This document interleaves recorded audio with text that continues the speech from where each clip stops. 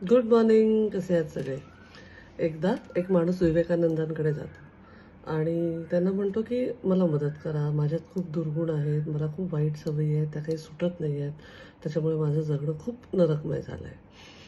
तर विवेकानंद तिथल्या एका शिष्याच्या कानात काहीतरी सांगतात आणि थोड्या वेळाने या गृहस्थांना घेऊन बाहेर निघतात बगीच्यात फेरफटका मारायला.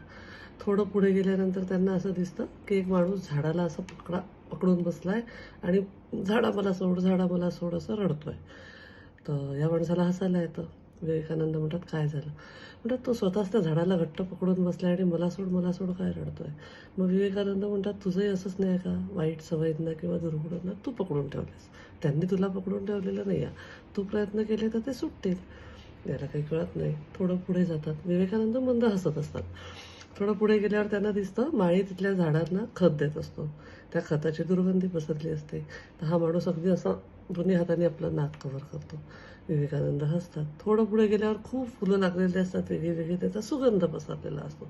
तर तो माणूस अगदी वा काय मस्त सुगंध आहे म्हणून असा एन्जॉय करत असतो सगळा फ्रॅग्रन्स.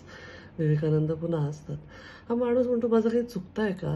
प्लीज मला सांगा, माझं काय चुकतंय? तुम्ही का असे हसताय?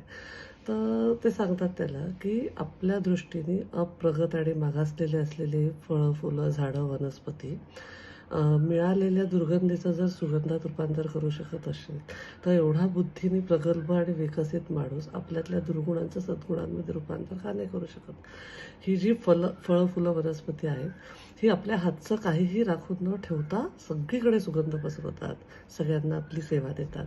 म्हणजे अगदी त्यांना तोडलं, खुडलं, काही केलं तरी ते आपला गुणधर्म सोडत नाहीत. पण थोड्याशाही झुळकीवर आपण आपला गुणधर्म का सोडतो? मनुष्य प्राणी.